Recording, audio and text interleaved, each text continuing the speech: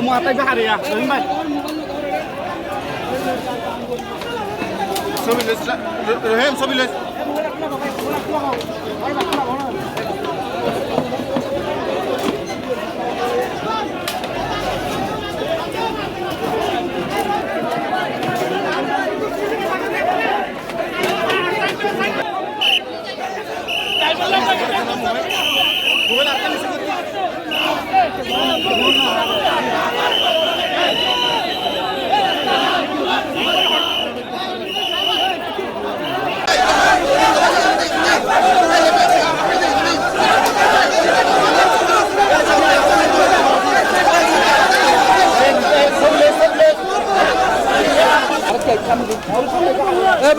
Mobile না ধর এটা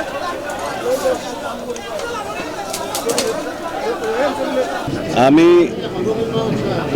দীর্ঘ 10 বছর পরে গত মাসের 28 তারিখে কক্সবাজারে এসেছিলাম, কিন্তু তারপর দিন সকালে আমাকে চলে যেতে হয়েছে একটা জাতীয় গুরুত্বপূর্ণ কাজে। এরপরে আবার প্রায় 1 মাসের কাছাকাছি হলো আজকে এসেছি। আমি কক্সবাজার বিএনপি কার্যালয়ে গতবারই ভিজিট করার কথা, পারিনি। আজকে প্রথম কর্মসূচি হিসেবে এয়ারপোর্ট থেকে আসার সময় কক্সবাজার জেলা বিএনপির কার্যালয়ে দেখলাম একটা ধ্বংসস্তূপ। বিগত 5ই আগস্টের গণবিপ্লবের আগের দিন সারা বাংলাদেশের অন্যান্য জায়গার মতোই আওয়ামী তাণ্ডবের শিকার হয় আমাদের দলীয় কার্যালয়। স্বাধীনতা যুদ্ধের সময় যেমন হানাদার বাহিনী আমাদের এই দেশের মুক্তিযোদ্ধাদের, স্বাধীনতা সংগ্রামীদের বসতবাড়ি জ্বালিয়ে দিত, একই কায়দায় আমাদের দলীয় কার্যালয় আওয়ামী তাণ্ডবের শিকার হয়। বাংলাদেশে এরকম বহু বিএনপি কার্যালয় তারা জ্বালিয়ে দিয়েছে। গত 15-16 বছর যাবৎ ফ্যাসিবাদ যেভাবে বাংলাদেশের বুকের উপরে, বাংলাদেশের মাটিতে প্রতিষ্ঠিত হয়েছিল, তার অবশ্যম্ভাবে পরিণতি হচ্ছে গণবিপ্লবের মধ্য দিয়ে তাদের উৎখাত। পৃথিবীর ইতিহাস, সভ্য দুনিয়ার ইতিহাস, কোনো স্বৈরাচার, কোনো ফ্যাসিবাদ কখনোই স্বাভাবিক পদ্ধতিতে সরকার থেকে বিদায় নেয় না। সারা পৃথিবীর বহু নজির আমি আপনাদের সামনে দিতে পারবো। সবসময় ফ্যাসিবাদের পতন, স্বৈরাচারের পতন নির্মম হয়, মর্মান্তিক হয়, অস্বাভাবিক হয়। গণ অভ্যুত্থানের মধ্য দিয়েই তাদের বিদায় হয়। বাংলাদেশেও তাই হয়েছে। আমরা নতুনভাবে বাংলাদেশে গণবিপ্লবের মধ্য দিয়ে, ছাত্র জনতার গণ অভ্যুত্থানের মধ্য দিয়ে আমরা নতুন করে বাংলাদেশের নতুন স্বাধীনতা দিবস পেয়েছি। প্রকৃতপক্ষে বাংলাদেশ করদ্রাজ্য হওয়ার দ্বার প্রান্তে ছিল। সেই অবস্থা থেকে আমরা আমাদের স্বাধীনতা এবং সার্বভৌমত্বকে সংহত করতে পেরেছি। এই জন্য শত সহস্র শহীদের রক্ত দিতে হয়েছে। প্রায় 22,000-এর মতো মানুষ আহত হয়েছে, 2 চোখ অন্ধ হয়েছে, শতাধিক 1 চোখ অন্ধত্ব নিয়ে বসবাস করছে, কয়েকশো পঙ্গু হয়েছে, কয়েকশো। গত কয়েকদিন আগের রিপোর্ট অনুসারে 1423 জন মানুষ শহীদ হয়েছেন, মানব জীবনের রিপোর্ট। তার আগ পর্যন্ত পরিচালিত জরিপ অনুসারে 875 জন মানুষ শহীদ হয়েছেন, ছাত্র জনতা। সারা বাংলাদেশে বিগত 15 বছরে প্রায় 700 মানুষ গুমের শিকার হয়েছে। আমি নিজেও গুমের শিকার হয়ে নির্বাসিত জীবনযাপন করতে বাধ্য হয়েছি। 2700-র মতো মানুষ ক্রস ফায়ার সহ বিচার বহির্ভূত হত্যাকাণ্ডের শিকার হয়েছে এবং প্রায় 2600 কতজন আমার ঠিক মনে নাই, মোর দেন 2600 রাজনৈতিক নির্যাতনের শিকার হয়ে আওয়ামী সন্ত্রাসীদের হাতে এবং সরকারি বাহিনীর হাতে নিহত হয়েছে। এগুলো সংক্ষিপ্ত বিবরণ বাংলাদেশের বিগত ফ্যাসিবাদের সময়ে বাংলাদেশের অবস্থা কী ছিল তা বোঝার জন্য এটা সংক্ষিপ্ত বিবরণ। সারা বাংলাদেশের মতো কক্সবাজারেও বৈষম্য বিরোধী ছাত্র আন্দোলন সংগ্রাম আমরা দেখেছি এবং খুবই গুরুত্বপূর্ণ ভূমিকা পালন করেছে। জেলা পর্যায়ের বিভিন্ন জেলায় যেভাবে আন্দোলন সংগঠিত হয়েছে তার মধ্যে কক্সবাজার অন্যতম। 3 জন শহীদ হয়েছে। যারা শহীদ হয়েছে তার মধ্যে আমার গ্রামের আমার সন্তানের মতোই একজন আছে, ওয়াসিম আকরাম। সে আমাকে তার 2-3 সপ্তাহ আগে দেখতে গিয়েছিল শিলংয়ে। ভাবতেও পারিনি মাত্র 20-21 বছর বয়স হবে তার, সে আন্দোলনে শহীদ হয়েছে।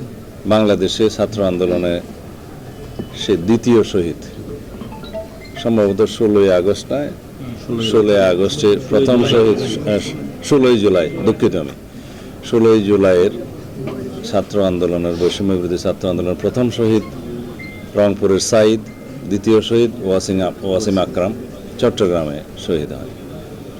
কক্সবাজার আরও 2 সন্তান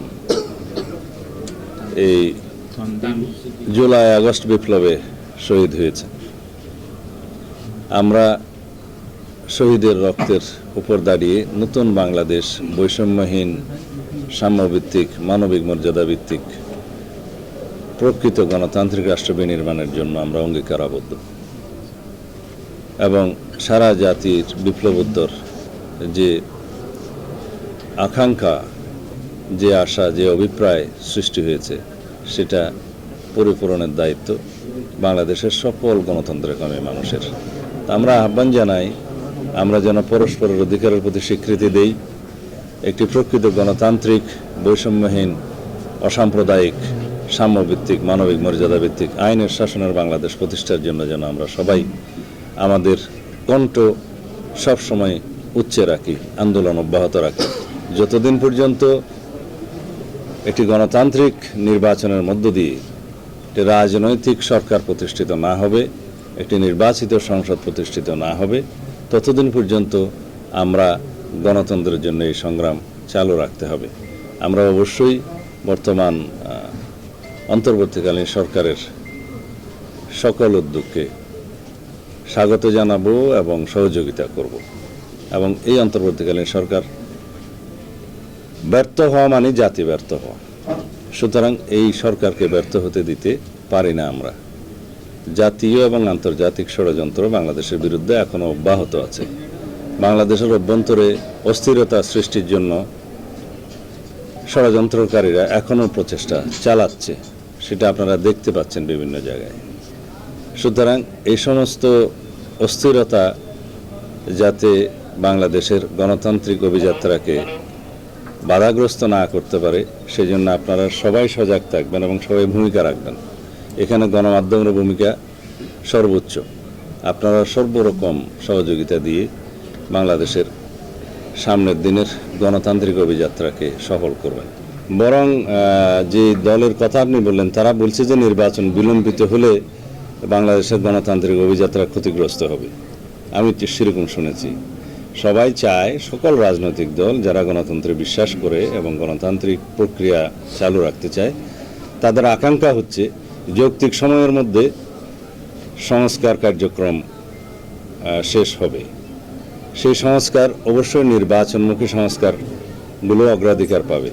কিছু সংস্কার আছে বর্তমান অন্তর্বর্তীকালীন সরকার শুরু করতে পারবে, হয়তো শেষ করতে পারবে না। কিছু সংস্কার আছে যেগুলো নির্বাচন কমিশন, প্রশাসন, বিচার বিভাগ সহ আর কিছু সম্পর্কিত কিছু সংস্কার আছে যেগুলো একটি নির্বাচনী আবহাওয়াকে, আমরা যেটাকে বলি conductive for a free fair election, একটা অ্যাটমসফিয়ার সৃষ্টি করবে ইলেকশনের জন্য। সেটার জন্য কিছু সংস্কার আছে যেগুলো অগ্রাধিকার পাবে, সেগুলো তারা বাস্তবায়ন করতে পারে। কিন্তু যেমন সংবিধান সংস্কার কমিশন বর্তমান সরকার করেছে, সংবিধান সংশোধন করবে কে? একটি সংসদ, জাতীয় সংসদ, গণতান্ত্রিকভাবে নির্বাচিত একটি রাজনৈতিক সরকার, একটি জাতীয় সংসদ সংবিধান সংশোধন করার এখতিয়ার রাখে। সকল সংস্কার সমাপ্ত করতে অনেক সময় লাগতে পারে, তো সেই সময়টা আমরা ক্যালকুলেট করতে পারবো না এখন। যেটা আমরা হিসাব করতে পারবো তা হচ্ছে ইতিমধ্যে 45 দিন পার হয়ে গেছে এই সরকারের। মাননীয় প্রধান উপদেষ্টা ওনার ভাষণে বলেছেন যে 6টি বিষয়ে সংস্কার কমিশন উনি ঘোষণা করেছেন 6 জন প্রধানকে।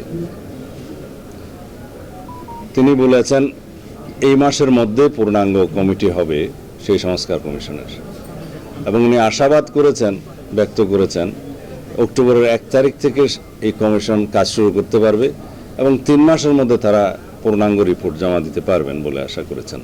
তারা মিটিং করেছেন অলরেডি, আমরা দেখেছি 31শে ডিসেম্বরের ভিতরে সকল সংস্কার কমিশন রিপোর্ট দিতে পারবেন বলে আশা প্রকাশ করেছেন। এই সময়টা হিসাব করলে দেখা যায় 5 মাস। তার পরবর্তী পদক্ষেপ হিসেবে মাননীয় প্রধান উপদেষ্টা বলেছেন যে উনি রাজনৈতিক দলসমূহের সাথে, স্টেক হোল্ডারদের সাথে, পত্রিকার সম্পাদকদের সাথে এবং যারা বিশেষজ্ঞ তাদের সাথে জনগণের জন্য এই মতামত প্রদানের জন্য উন্মুক্ত করবেন। তারপরে সেই সুপারিশসমূহ যেভাবে জনগণের গ্রহণযোগ্য হয় সেই সুপারিশসমূহ প্রণয়ন করবেন। তাহলে দেখা যায় আরও 1 মাস। কিন্তু নির্বাচনমুখী সংস্কার কার্যক্রম চালু থাকার সাথে সাথে সাইমালটেনিয়াসলি একটি নির্বাচনের রোডম্যাপ ঘোষণা করতে কোনো অসুবিধা নাই, যাতে দেশ, জাতি, জনগণ বুঝতে পারে যে আমরা একটা গণতান্ত্রিক প্রক্রিয়ার দিকে যাত্রা শুরু করছি এবং কবে সেটা হবে। এবং এটা এই জন্যই জরুরি যে গণতান্ত্রিক প্রক্রিয়া যাতে ব্যাহত করার জন্য মাঝখানে কোনো ষড়যন্ত্রের কোনো জায়গা না থাকে। কারণ একমাত্র গণতান্ত্রিক প্রক্রিয়ার ফিরে যাওয়ার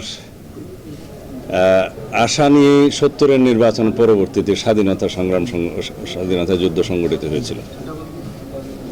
এখনো জনগণ তাদের গণতান্ত্রিক অধিকার ফিরে পাওয়ার জন্য এই গণবিপ্লব সংগঠিত করেছে। সুতরাং গণতান্ত্রিক প্রক্রিয়ায় ফিরে যাওয়াটার বিষয়টি অগ্রাধিকার। তো সেই হিসাবে আমরা কোনো নির্ধারিত সময়সীমা রেখা আমরা বলতে চাই না, বাট এটা বোঝার বিষয় যে কতদিন সংস্কারের জন্য প্রয়োজন হবে এবং সংস্কার কার্যক্রম চালু রাখার সাথে সাথে একটি নির্বাচনের রোডম্যাপ দিলে জাতীয় বুঝতে পারবে যে আমরা কবে নাগাদ গণতান্ত্রিক প্রক্রিয়ায় ফেরত যাচ্ছি। আমার মনে হয় যথেষ্ট হয়েছে। ধন্যবাদ।